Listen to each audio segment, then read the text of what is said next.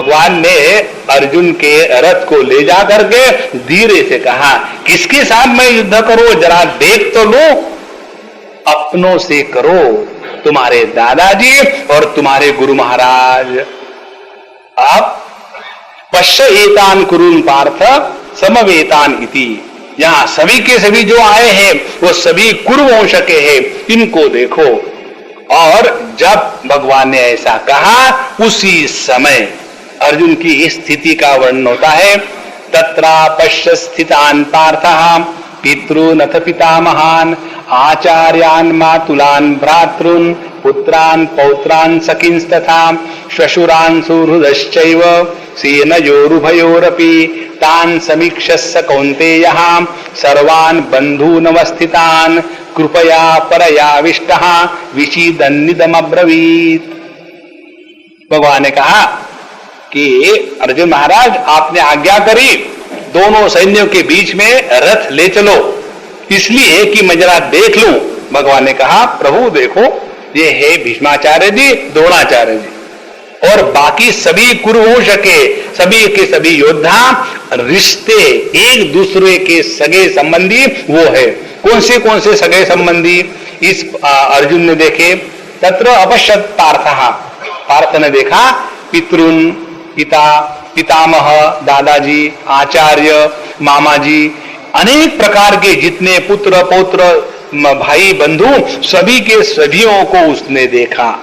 और जब अपनों को देखते हैं तब अपने दृष्टि में दूसरा पर्दा पड़ जाता है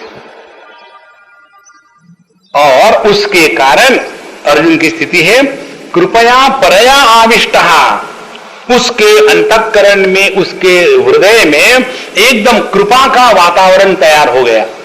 अब कृपा किसको कहते हैं? कृपया परया।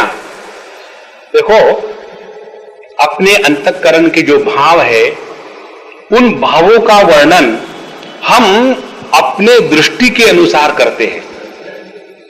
जैसे भगवान श्री कृष्ण जरासंध के सामने से 18वें बार जब मथुरा जी पर जरासंध ने हमला बोल दिया तो भगवान को अपनी लीला करनी थी, इसीलिए उन्होंने कह दिया सभी मथुरा वासियों को अभी आंखें बंद कर दो, मैंने वहां द्वारका में एक बहुत बड़ी नगरी बना दी है और वहां हम सब लोग चले जाएंगे।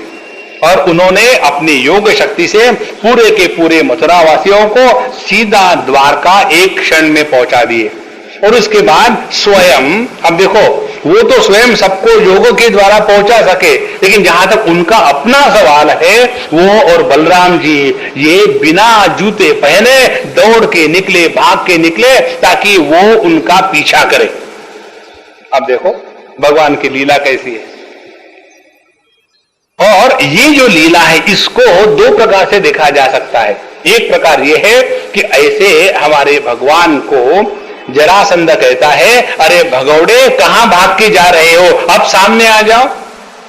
और जो भगवान के भक्त है वो रणछोड़ दास जी की जय। रणछोड़ दास माने जो रण के मैदान से भाग गया है, ऐसे भगवान कोई काम के है? भगवान की यही सुंदरता है।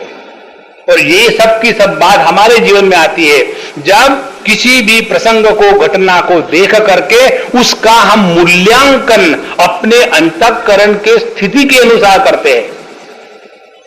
यदि हम प्रसन्न हो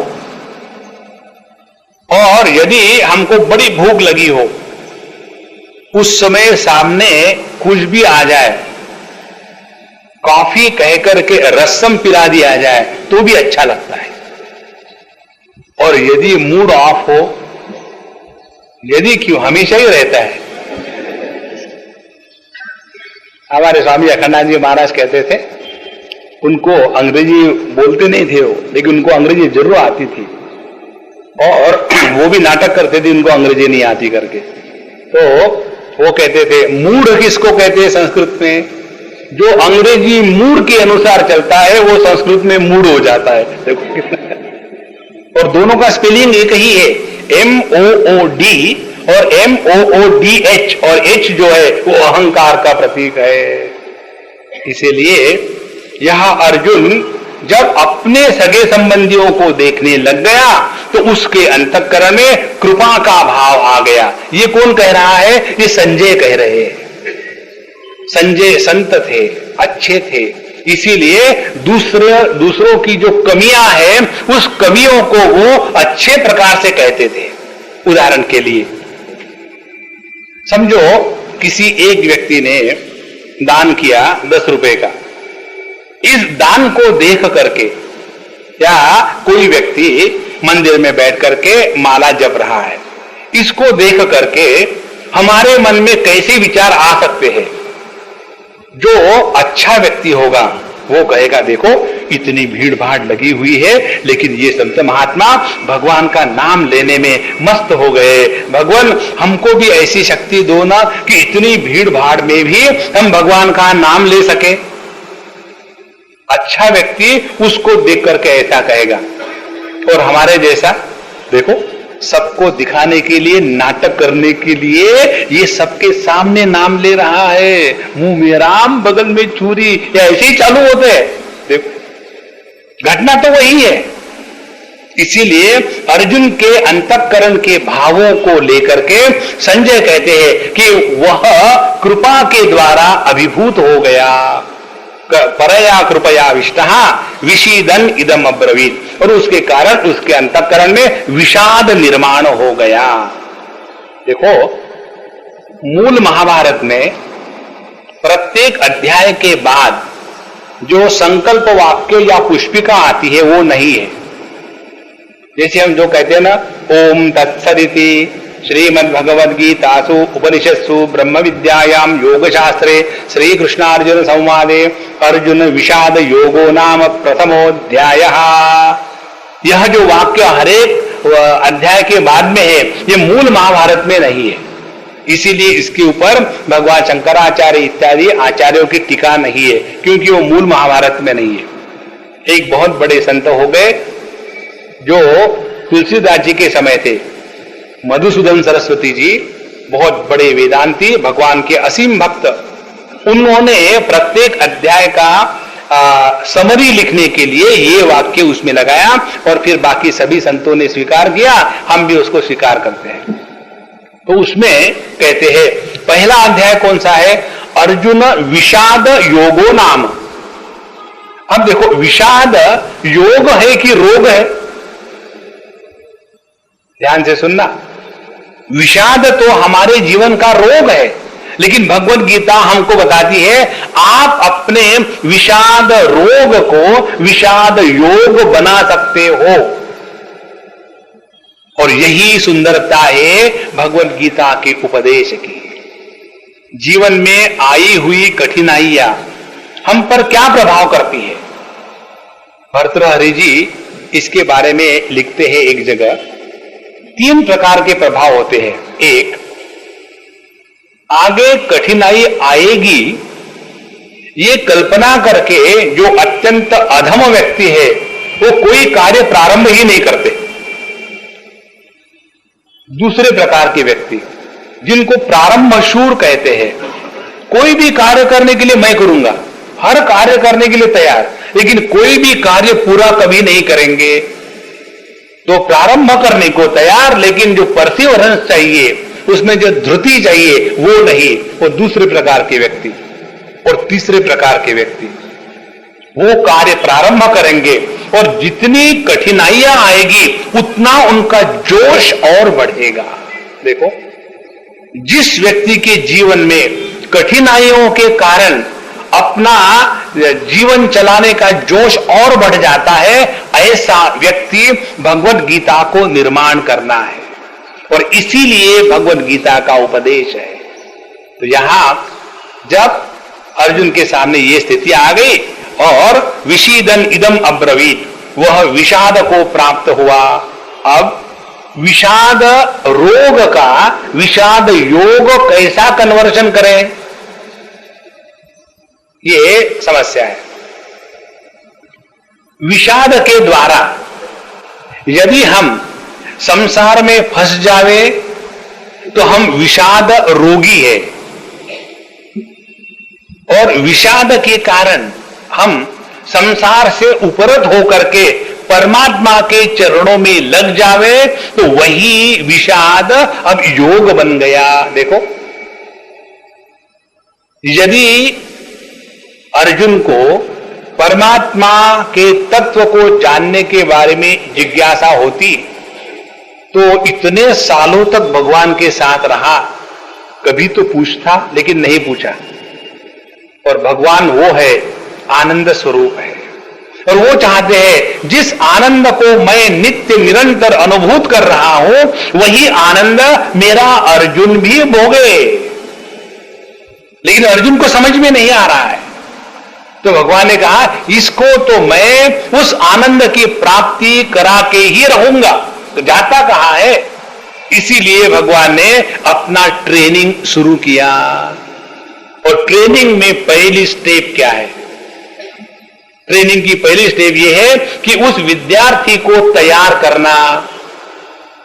हमारे आश्रम में जब ये ब्रह्मचारी गण आ जाते हैं कोर्स ज्वाइन करने के लिए, तो पहले हम उनकी पृष्ठभूमि तैयार करते हैं। सबके सब आगे, कोई पढ़ा है, कोई लिखा है, कोई पढ़ा लिखा है, कोई लिखा पढ़ा है। इस प्रकार से भिन्न भिन्न प्रकार के व्यक्ति, सभी लड़के लड़कियां आ जाती है। आने के बाद हर एक का बैकग्राउंड डिफरेंट, भाषा भिन्न और भिन्न भिन्न प्रकार के फाइनेंशियल स्टेटस से आए हुए। वहां आने के बाद पहली भूमिका हम वहां तुरंत नापिक को बुला लेते हैं, बार्बर को। और बार्बर को बुलाने के बाद जितने अटैचमेंट है उनको काटना शुरू करके सबको घोट करके एक जैसा बना देते। उस समय हमने देखा था एक कोर्स में, एक लड़के ने देखा, एक को घोटा, दूसरे को घोटा, तीसरे को घोटा, और फिर मेरे पास आया, स्वामी जी मुझे भी करना पड़ेगा।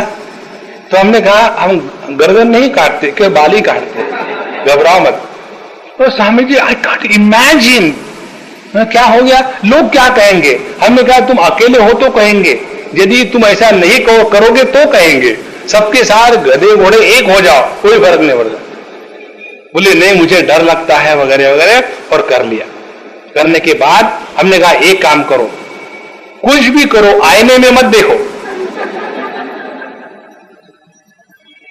लोगों को तुम कैसे देख रहे हो उससे तुमको क्या फर्क पड़ता है? और मैं आपको असली बात बता रहा हूं, मैं हमेशा झूठ नहीं बोलता। और उस लड़के ने घोटा बेटा ले लिया। उसके बाद आदत के अनुसार वहां गया बाथरूम में, मुंह पर गुल्ला किया और सामने आई ना, और उसने देखा और इतना रोने लग गया। दौड़ भाग के मेरे कमरे में आया और कमरे में आकर के दीवार पर सर तोड़ने लग गया। Swami ji how horrible I look. देखो, जब तक हमारे ऊपर कोई जबरदस्त चोट नहीं आती तब तक के हमारा चैनल चेंज नहीं होता। हम सभी के सभी फिक्स चैनल में काम कर रहे हैं। जैसा होता है ना, एक हमको किसी हमारे गुजराती मित्र ने बताया, बोले एक बार गुजरात के 10 गुजराती इकट्ठे हो गए। उन्होंने निश्चय किया कि हम लोग भी एक टीवी का चैनल बनावे। तो टीवी का चैनल बनाना है तो क्या किया जाए? तो उन्होंने कहा कौन से चैनल होते हैं? तो किसी ने कहा जी चैनल है, और दूसरा कौन सा दूरदर्शन का चैनल है, एम चैनल है। इस प्रकार से हुआ। तो गुजरातियों ने निर्णय ले लिया हम रखेंगे केम चैनल, क्योंकि एक एम था, दूसरा केम चैनल। अब हम एक चैनल पर कोई प्रोग्राम देख रहे हैं, उदाहरण के लिए दूरदर्शन, उसमें देखने की जैसी कोई बात होती ही नहीं, इसलिए उसका नाम भी ठीक रखा है दूरदर्शन। तो उसको हम देख रहे हैं, बोर हो गए, तो हम क्या करेंगे, एकदम रिमोट कंट्रोल से उस चैनल को बदल देंगे। जहां चैनल को बदल दिया हमारे सामने भिन्न चित्र आ गया। और यही बात अपने जीवन में ले लो, हम सभी के सभी फिक्स चैनल से चल रहे हैं, और हमारा चैनल क्या है, आई चैनल। देखो, 3 प्रकार के व्यक्तित्व। व्यक्तित्व क्रमांक 1, जब हम जो व्यक्ति उपस्थित नहीं है उसकी चर्चा करते हैं, अंग्रेजी में इसको कहते हैं थर्ड पर्सन, तो जो व्यक्ति थर्ड पर्सन की चर्चा करते हैं वो थर्ड क्लास होते हैं, सीधा सीधा ऐसा। एक तो हम लोगों में ऐसे सब लोग, दूसरे प्रकार के लोग हमेशा प्रथम पुरुष एक वचन या उत्तम पुरुष या अहम, हमेशा मैं ऐसा हूं, मैं वैसा हूं, हमेशा अपना आय लगा देते हैं। दे आर फर्स्ट क्लास फूल्स। तो फर्स्ट पर्सन, सेकंड पर्सन और थर्ड पर्सन, जो थर्ड पर्सन की बात करते हैं वो थर्ड क्लास, जो हमेशा फर्स्ट पर्सन की बात करते हैं फर्स्ट क्लास फूल्स। साधु संत कैसे होते हैं, वो सेकंड पर्सन की बात करते हैं। जो अपने सामने है उसका यदि आदर करो, उसकी समस्या, उसका जीवन, उसका सुख, उसका दुख, इसके बारे में यदि हम बात करेंगे तो देखेंगे अपना अहंकार बढ़ेगा नहीं और दूसरे की चर्चा होगी नहीं। देखो, और ये है चैनल चेंज करने के तरीके। लेकिन ये चैनल चेंज कब होगा कि जब हमारा आई चैनल ज्यादा पक्का नहीं होगा तब। लेकिन अर्जुन की बात यह थी कि जो आदमी विषाद दुख को प्राप्त होता है वो सबसे ज्यादा अहंकारी होता है। ये दूसरी बात समझ लेना। आज कई बार हमको लगता है कि I am so sincere, I am so sentimental. ये जो सिंसियर सेंटिमेंटल होते हैं ना, वो महा अहंकारी होते हैं। Please understand this. भगवान में अहंकार का संपूर्ण अभाव, इसीलिए भगवान कभी रोते नहीं। इसीलिए जो आदमी जितना ज्यादा रोता है छोटी छोटी चीजों में, एक तो रोना और दूसरा अपने रोने को जस्टिफाई करना। इसीलिए जब छोटे बच्चे नहाना नहीं चाहते और मां चाहती है कि ये नहा ले, रो रहा है तो एक लगा दो क्योंकि संभाल जाता है उसी में। उसी प्रकार से जो हमेशा रोने वाला है उसको भगवान और रुलाते और मजा देखते हैं। देखो भैया, एक बात सीख लेना। आज हम यदि किसी के पास जावे, हम आपको स्पष्ट बता रहे, हम यदि किसी के पास जावे, जाने के बाद रोए, देखो ऐसा हो गया, हमको ये नहीं, हमको वो नहीं, हमारा ऐसा है, हमारा वैसा है, तो पहले बार तो अगला सुन लेगा पूरा मन लगा करके। दूसरे बार गए, वही कैसेट C90 रिवर्सिबल। दूसरे बार गए, हमारा ऐसा है, हमारा वैसा है, तो अच्छा okay, I you talk, I am listening to you. अच्छा क्या हो रहा है, कितना भाव है, भाव गिर गया, यहां मैं गिर गया। वो बोले जा रहा अपना दुख, लेकिन हमको उसमें कोई सहानुभूति नहीं है। तीसरी बार यदि हम गए और फिर अपना रोना धोना शुरू कर दिया तो हम क्या कहेंगे, अरे रामू वो न्यूज़पेपर कहां चला गया, और न्यूज़पेपर ला करके उल्टा भी रख करके पढ़ना शुरू करते। चौथे बार हम गए, वही रोना धोना, तो क्या होगा, वहां एक बोर्ड लिख देंगे, यहां कुत्ता खुला छुड़ा हुआ है। और 5वें बार जाकर के फिर हम रोएंगे तो वहां वॉचमैन को बताएंगे, जब ये महात्मा जी आते हैं ना तो उनको बताना कि मैं स्वर्गवासी हो गया हूं, बाद में फिर मत आना। देखो, यदि मनुष्य हमेशा ये रोता हुआ चेहरा नहीं चाहता तो हम अपने आप को रोते रोते जगत के सामने क्यों प्रस्तुत करें। एक बात मैं आपको बताऊं, एक पूना की लड़की है, छोटी सी है, कोई 18-20 साल की। वो आई किसी के साथ, पिछले कैंप की बात है, बच्चों का कैंप, और मुझे कुछ पता नहीं था कि वो किस लिए आई। मैंने आ गई, आगे बैठो, चले जाओ। तो मैंने उसको कैजुअली कह दिया, तुम आ गई हो, अच्छा है, हमारे पास ब्रह्मचारी नहीं है आजकल, तो तुम यहाँ की वॉलंटियर बन जाओ, 2 दिन रह देना, मैं तुम्हारे घर फोन कर दूंगा। इतनी खुश हो गई, बोले स्वामी जी मैं आपको पूछने के लिए आई थी कि मैं 2-4 दिन रह लूं क्या। रह लो, क्योंकि हमको भी चाहिए थे वॉलंटियर्स, दोनों का परस्परम भावयंता। अच्छा, एक दिन वो आकर के मेरे पास बैठती है, कहती है स्वामी जी मुझे आपके जैसे बनना है। तो हमने कहा कि इस जन्म में तो तुमको दाढ़ी नहीं आ सकती क्योंकि तुम कन्या हो, तो तुम मेरे जैसा कैसे बन पाओगे। बोले स्वामी जी यही मुझे सीखना है कि किसी भी परिस्थिति में आप रोते नहीं और दूसरों को रोने नहीं देते, और हम वो है, हम जहां भी जाते आनंद का वातावरण है तो वहां जाकर के आइसक्रीम के ऊपर में चाट मसाला देखो। किसी भी हालत में भैया दुखी होना कैन नॉट बी जस्टिफाइड। ये बात मैंने एक लड़की से सीखी। वो लड़की आती थी युवा केंद्र के क्लासेस में वगैरह, हमेशा हंसता चेहरा, हमको बहुत अच्छा लगता था, और मैंने उसको कुछ पूछा नहीं, कुछ नहीं। बहुत दिनों के बाद जब वो आई तो मैंने कहा तुम कहां गायब हो गए थी। बोले स्वामी जी मैं आज तक आपको कुछ नहीं बताई अपने बारे में, आज बताती हूं। मैं बताओ। तो स्वामी जी कुछ परेशानी थी, मैं वो खत्म करके आ गए। क्या परेशानी थी?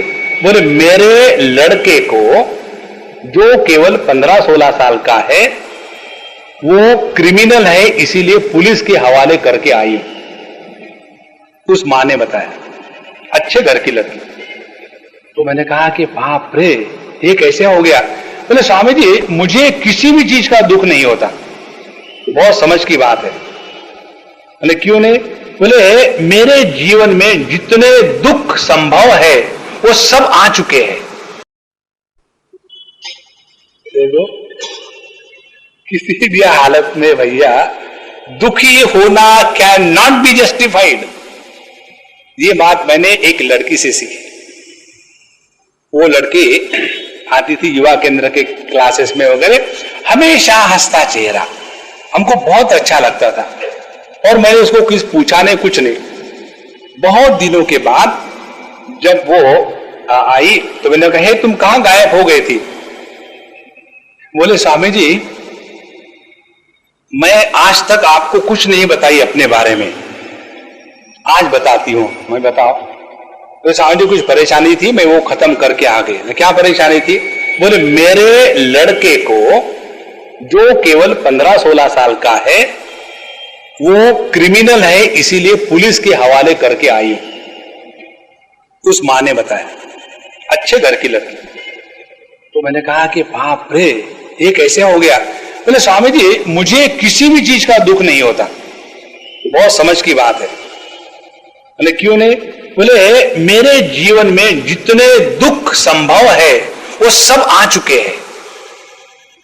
अब मुझे सामने मौत भी आ जाए तो मैं डरती नहीं, और इसीलिए नित्य निरंतर हमेशा प्रसन्न रहना यही अपने जीवन का उद्देश्य है। ये मैं समझ चुकी हूं।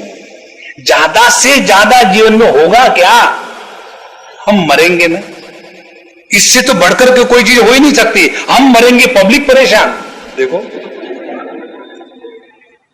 यही एक ऐसा कर्म है कि जिसका कर्म फल पब्लिक भुगतती है अपने को। हम जो सभी लोग दुखी होते हैं ना, वो मरने के कारण दुखी नहीं होते, मरने का जो डर है उसके कारण दुखी होते हैं।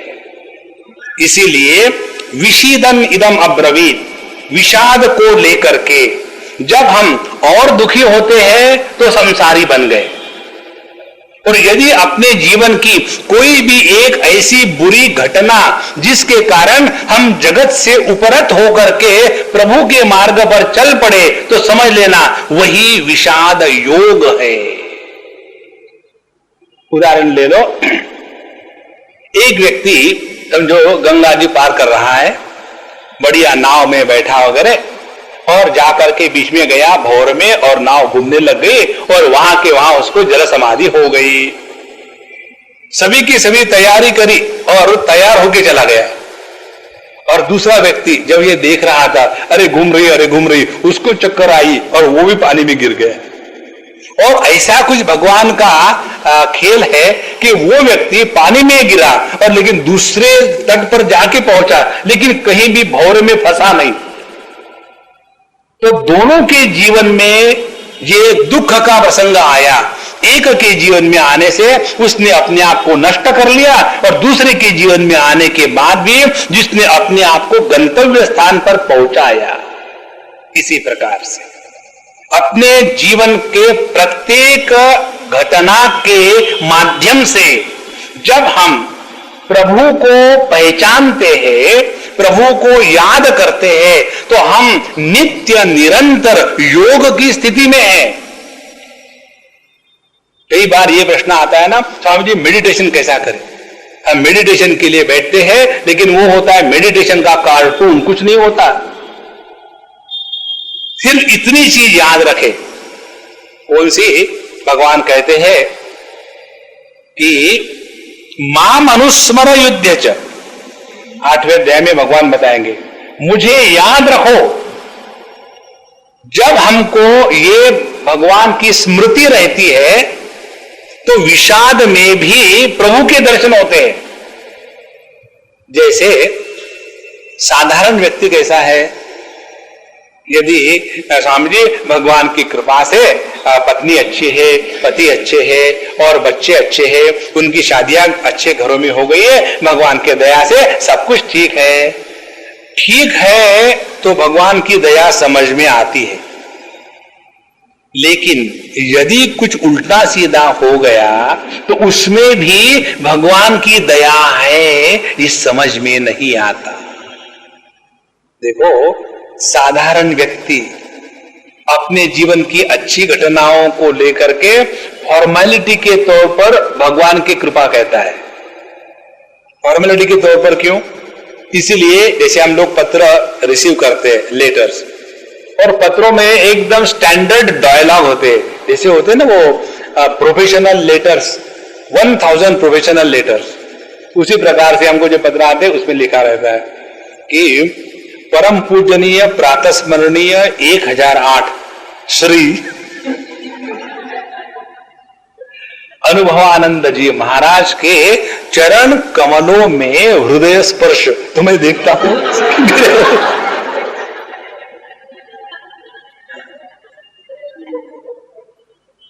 ये जो है ना, ये पोएटिक लैंग्वेज, इसमें 1% भी तथ्य नहीं होता। ये केवल एक डायलॉग मारने की रीति है, कुछ नहीं होता उसमें। उसी प्रकार से स्वामी जी भगवान की दया से, आपकी कृपा से, आपके गुरु महाराज की कृपा से, आपके मिशन के जो आचार्य हैं उनकी कृपा से, हमारे माता पिता की कृपा से और हमारे कुत्ते की कृपा से सब राम राम राम। जीवन में जब अच्छा कुछ हो रहा है तो हम केवल मॉडेस्ट बनने का नाटक करते हैं कि भगवान की दया से सब कुछ ठीक है, तो ठीक है, कोई बात नहीं। लेकिन असली भक्त कौन है? वो है जिसकी ये निष्ठा है, जैसे सूर्य कभी भी अंधेरा नहीं देता, उसी प्रकार से मेरे प्रभु मेरे जीवन में जो भी देते हैं उसमें मेरी भलाई ही है। ये जिसको समझ में आया वो विषाद योगी है, और ये जिसको समझ में नहीं आया वो विषाद रोगी है। अब देखो, विषाद तो वही है। इसीलिए जिस अनुभूति के माध्यम से प्रभु की स्मृति होती है वो योग की स्थिति है, और जिस अनुभूति के माध्यम से हम प्रभु को भूल करके जगत के लोगों को बदनाम करने में लग जाते हैं, समझ लेना रोग हो गया। तो ऐसा हमारा अर्जुन, जिसको विषाद का रोग हो गया, वह भगवान से कहता है कृपया परया विष्टहा विशीदन इदम अब्रवीत। एक और सुंदर विचार प्राप्त हुआ, सुन लेना। हमारा डिश एंटीना है, बड़ा फटाफट कन्हैयालाल का जो है ब्रॉडकास्ट मिल जाता है, बहुत सुंदर विचार है। देखो, एक कहते हैं अंग्रेजी में, we should have compassion for the world. लोगों पर दया करनी चाहिए। हम स्वयं इस विषय को या विचार को स्वीकार नहीं करते। किसी पर दया नहीं करनी चाहिए। करना ही है तो प्रेम करो। करना ही है तो सेवा करें, दया नहीं। जब हम किसी पर दया करते हैं तो उसका क्या प्रभाव है और इसके पीछे मन की क्या धारणा है, और जब हम किसी पर प्रेम करते हैं या किसी की सेवा करते हैं तब क्या धारणा है, ये तीन बातें समझ लें। जब हम किसी पर दया करते हैं तो उस व्यक्ति को दया पात्र स्वीकार करके अपने आप को उससे श्रेष्ठ समझते हैं।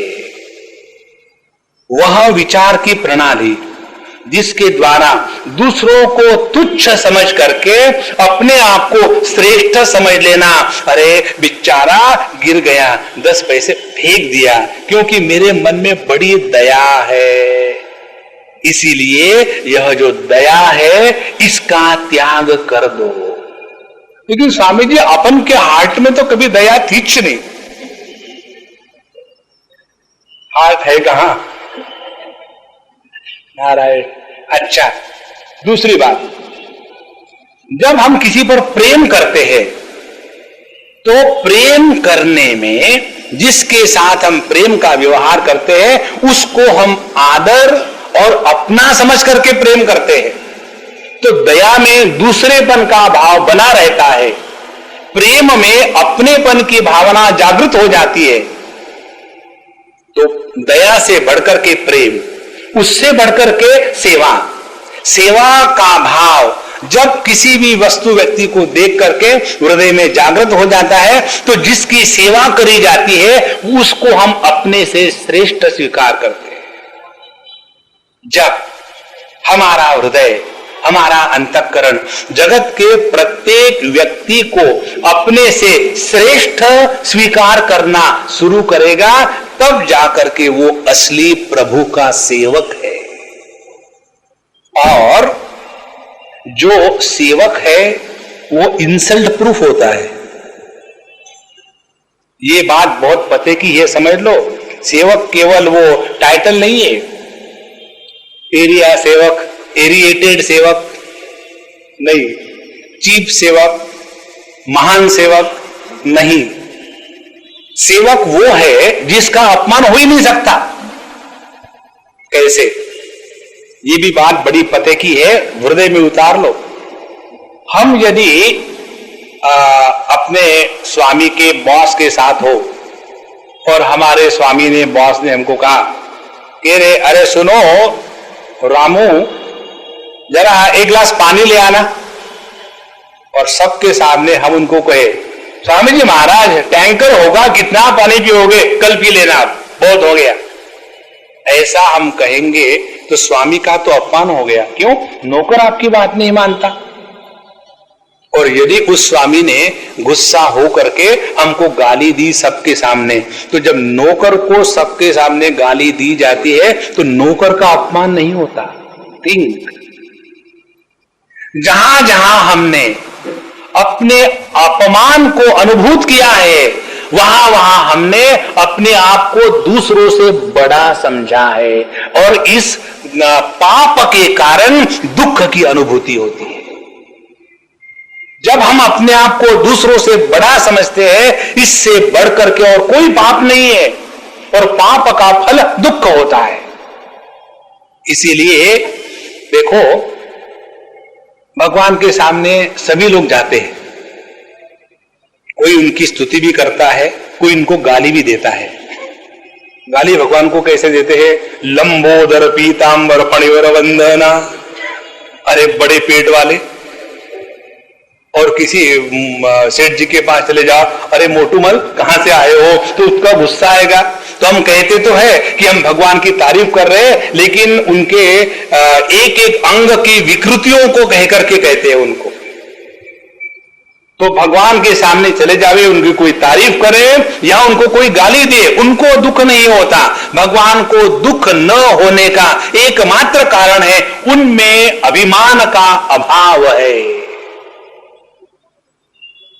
इसीलिए विषाद के माध्यम से यदि हम दया भाव को त्याग करके प्रेम भाव को जागृत करें, प्रेम भाव को त्याग करके सेवा भाव को जागृत करें, ये जो प्रणाली है इसको कहते विषाद योगो नाम।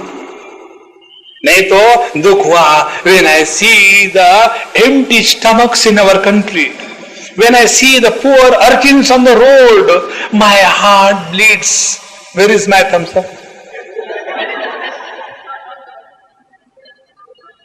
और वो ब्लीडिंग हार्ट को ठंडा करने के लिए I am just for the sake of you all I am taking thumbs up and then thumbs down. इसलिए महाराज यह जो विषाद है, और देखो सबसे बढ़िया बात, भगवान इतने करुणा से परिपूर्ण है कि वो चाहते हैं हमको ये ट्रेनिंग मिले.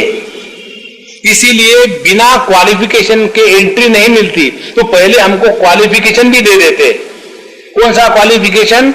हमारे सबके जीवन में कभी ना कभी कोई ना कोई ऐसा विषाद का प्रसंग आता है कि जिसके द्वारा हमको प्रभु की याद आना अवश्यम भावी है. और ये भगवान इतना प्यार से करते हैं. हमारे स्वामी जी इसका वर्णन ऐसा करते थे कि भगवान नारायण के शंख चक्र गदा पद्म है. उसका कारण क्या है? वो कहते थे कि पहले भगवान अपना सेल्यूलर लेते थे. ये सेल्यूलर आप लोगों का अभी भी निकला है, हमारे कन्हैयालाल का बहुत पुराना है. तो अपना सेल्यूलर लेकर के बोलते थे, देखो तुम यहां गड़बड़ी कर रहे हो, अब प्रवृत्ति से निवृत्त हो जाओ, मुझे याद करो, मुझे याद नहीं करोगे तो याद रखना. और उन्होंने हमको सेल्यूलर से फोन किया और हमारा switch off. This phone is presently not available. कारण क्या है? स्विच ऑफ कर दिया है. तो भगवान कोई कच्चे थोड़ी है, सांदीपनी प्रोडक्ट है भगवान भी. हम लोग भी सांदीपनी प्रोडक्ट है, भगवान भी सांदीपनी. तो फिर भगवान अपने दूसरे हाथ में गदा है उसको लेते हैं और एक लगाते हैं. उसको लगने के बाद याद आ गई तो भी अच्छा है. और यदि कोई व्यक्ति अनेक प्रकार के उस गदा के प्रहार खाने के बाद भी समझता नहीं तो भगवान हारते नहीं. फिर उसको पुनरपि जननम पुनरपि मरणम काल के चक्र में उसको फंसा देते हैं. और यदि कोई भगवान की वो शंख ध्वनि पांचजन्यम ऋषिकेशः, भगवान के जो वचन, भगवान जो हमारे हृदय से नित्य निरंतर बोल रहा है, उसको यदि हम सुनेंगे तो हमारे हाथ में वह कमल शांति प्रेम आनंद प्रस्तुत कर देते हैं.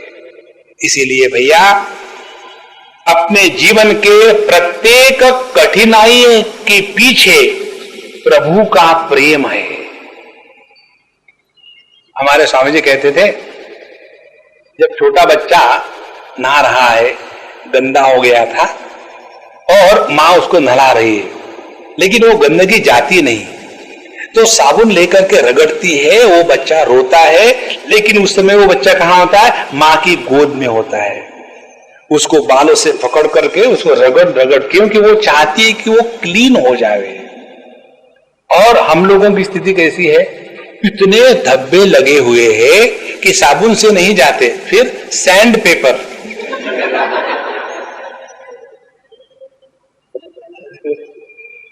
अब किसी को सैंड पेपर ट्रीटमेंट देनी हो तो दूर से थोड़ी देंगे, वो तो भाग जाएगा. इसीलिए जब जब हमारे जीवन में दुख आते हैं तब समझ लेना हम प्रभु की गोद में है. ये जब समझ जागृत हो जाती है तब उसको कहते हैं विषाद योग.